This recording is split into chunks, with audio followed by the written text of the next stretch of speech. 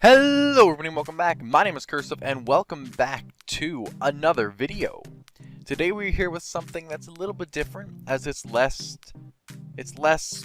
tailored to the speed duel community and more so made for you guys who are not yet a part of this community. As today I'm going to be talking about why I think you should give speed duels a try. So first things first, let's talk about why you guys are here. Maybe you're already subscribed and you're part of the speed duel community and you're just here to check out my video and chill. But if you're not, well, we got a few options. Maybe you are already connected to Yu-Gi-Oh in some way. Maybe you watch the show. Maybe you play Duel Links. Maybe you play the Master Rule format and you're thinking about giving speed duels a try. Or, I don't know, maybe you are just a lover of card games in general and you're like, hey, this seems like something interesting, let's see what it's all about. Or maybe you got a friend who is already into speed duels and he's trying to make you play. I've done that to someone before. But regardless, welcome to this video, and I'm gonna talk to you guys about why I think you should give this game a try. First things first, for those of you who are coming in here because you're already a Yu-Gi-Oh fan and you're looking to try out this new game, well, you're going to be very pleased to know that this game is going to hit you with some nostalgia. Many of you classic Yu-Gi-Oh fans don't like the Master Rule format because you have maybe Synchros or XZs or Pendulums or Links or... Is that all of them? I think that's all of them. I think.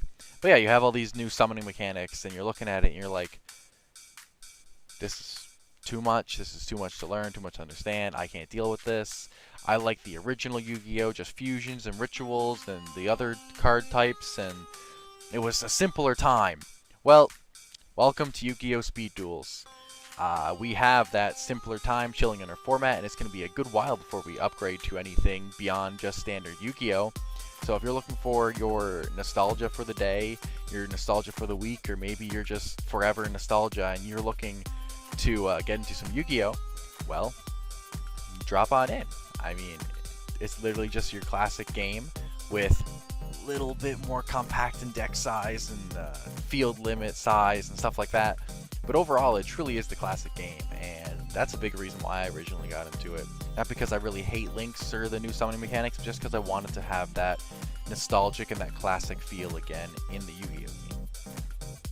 So on the topic of this being the classic Yu-Gi-Oh game, that base formula, that more standard style of play, because of that, it's actually a much easier game to understand upon entry versus trying to enter the game in the Brains era, and you're looking at it and it's very overwhelming to a lot of new players with all the summoning mechanics, all these different things you need to do, and just getting the general idea of the Master Rule format game can be very, very tedious and difficult, but getting the general understanding of the Yu-Gi-Oh! Speed Duel format is a very, very easy task. There's not many mechanics to learn. There isn't really anything that's super complex, and I mean, I've taught my girlfriend how to play this, and she's genuinely fantastic at it now, because it was easy to teach her the standard game mechanics. But it brings me on to my next point. Although getting the general idea of the game is really easy, there's still a lot to learn if you do want to get into competitive play. It's not like it's just this pure luck-based sacky game where you pick up the top card of your deck and you either win or you lose. It's not like that at all. There's still a lot of strategy involved, a lot of thinking. When you start to know the meta, you have to start thinking, well, what cards might my opponent be playing based on a skill card? Based on what I've seen in game one, what kind of cards do I side deck? How do these card interactions happen? Things like that, and there's still a lot of stuff to learn, which gives you people who want to be in the more competitive circumstance, or maybe you just want something to learn, something that's a little bit more complex. Well, the complexity is still there for competitive play. For those of you who just want your casual experience, it's a very, very easy game to grasp and a very fun game at that, so highly recommended. So these next few points, I'm kind of going to put them all together, as they all kind of can formulate together to make a bit of a stronger, bigger point. But basically, I'm going to list them off now. The first thing is the game is fairly cheap. Second thing is, the game is still fairly new. There's not too much product, so it's easy to catch up. And I'll get to the third thing in a second. So let's start off with that. As I just stated, the game is fairly new. It came out in 2018. So there is currently 1, 2, 3, 4. There's currently 5 starter/structure decks, and there is 4, I believe, booster sets. So there isn't very many cards in the format itself. So there isn't a lot of catching up to do in getting older cards to have all your different necessities to actually have the entire card pool available to you. And along with that, this isn't like the Master Rule Yu-Gi-Oh! Where Ash Blossom was like $100, or Apprentice Illusion Magician was like $200 at one point, or Magician Souls just recently was at like $130, and just shit like that, where the prices are absolutely ridiculous to the point where you need 3 Magician Souls for your deck. Well, you just dropped what, $400 basically to purchase 3 cards for your deck, and there's probably a bunch of other Spiral cards that cost a fortune too. I don't know. And if you're even not trying to play Spiral and just wanted to play that classic Dark Magician in the Master Rule, you still got to drop all that money on Magician Souls. So we have some ridiculous cards like that in the Master Rule, but thankfully in Speed Duels, your most expensive card is probably like $40 for a card that you actually need. If you're looking to be a rarity whore, you can buy some more expensive cards for higher rarities. But if you're just getting the base card in general, I think the most expensive card you're going to find is probably like $40, which is honestly a pretty good price. I mean, you don't need to even run these more expensive cards. You can actually get away without it, and you can still do very, very well in the format. But if you did want these cards, they're not completely out of the ballpark to purchase. And along with that, just the deck size in general being smaller makes you need to buy less for a deck, which in general will cost less.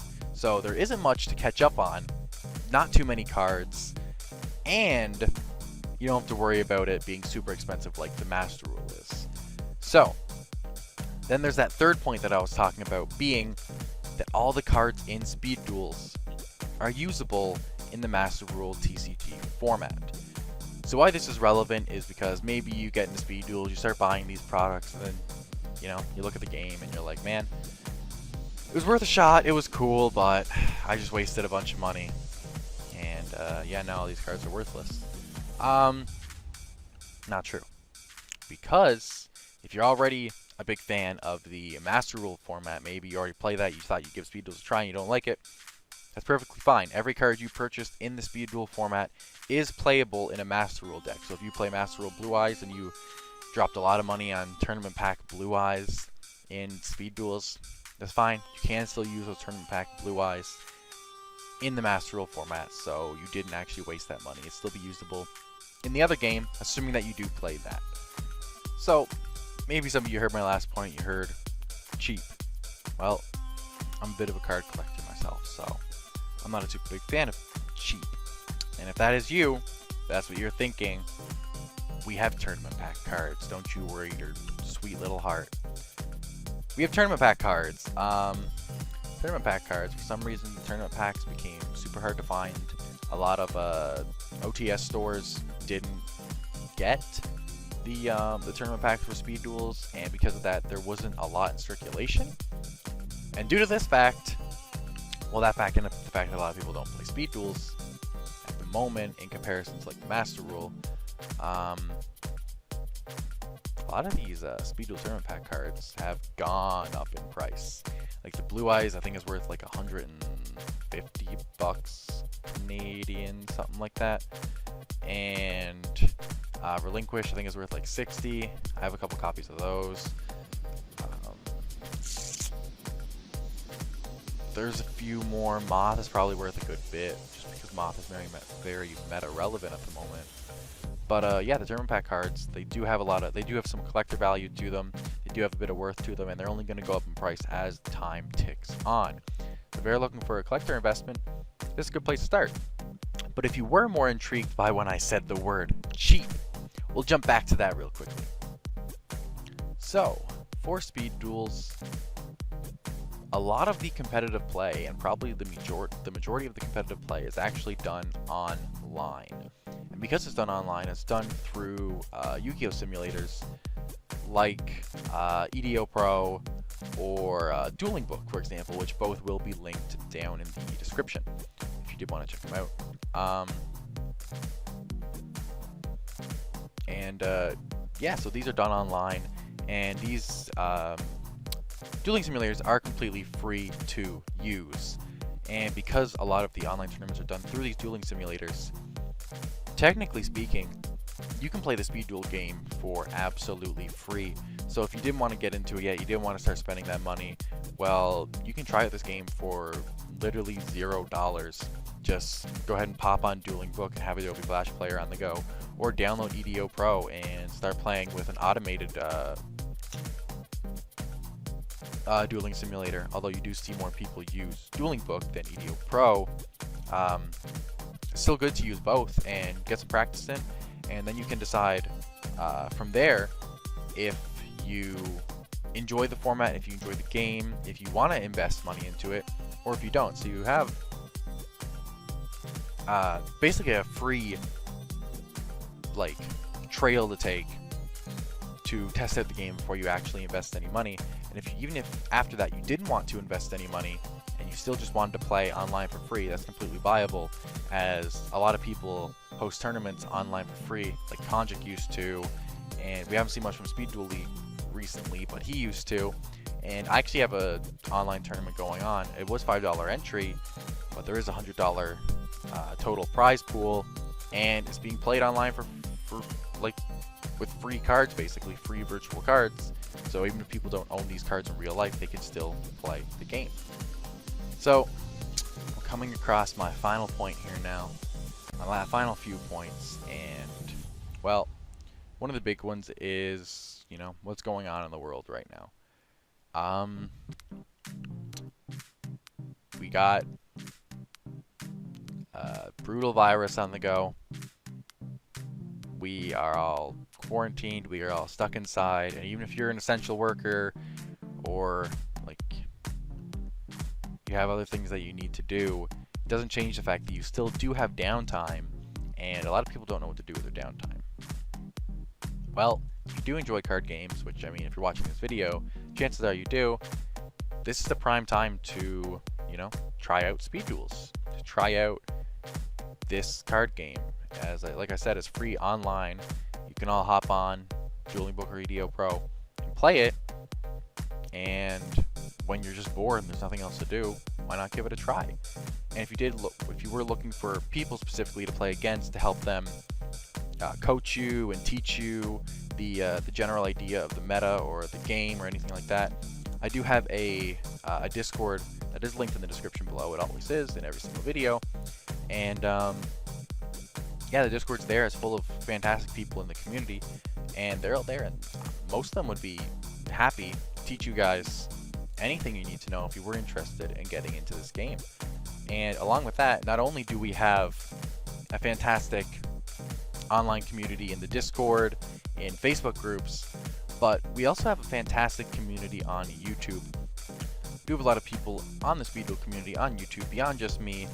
I may cover a little bit more stuff in the competitive scene, but we do have people like Vault and Yugi Bros and Rook's Table and 5 Dimensions TCG and people like that who do fantastic things for this community.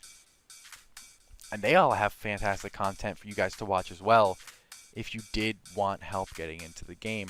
There's lots of people, lots of content to check out, a fairly supportive community overall. And yeah, I'd highly recommend you guys giving this game a try. Whoops. It's a lot of fun. I actually love this game so much. I love it a lot more than the Master Rule, simply for the fact that it is my classic Yu-Gi-Oh that I do love, that I did grow up with since I was a kid. And yeah, if you guys are looking for that nostalgia, or if you're just looking for a new game, I highly recommend checking this out. All those channels I did mention will be linked down below for you guys to go check out if you were interested, as well as the dueling simulators that I did mention. My Discord is also linked down there to join the Discord community on curseof Yugioh. A lot of fantastic people there. And yeah, so thank you guys so much for checking out this video. I greatly appreciate it. I do my best to put work into these videos and make them look good for you guys. If you did enjoy, please consider hitting that subscribe button and that like button, as I do plan from now on until I'm out of quarantine to have 5 videos every single week. So there'll be lots of content coming up from me. But anyways, that's a wrap, guys. Thank you so much for watching.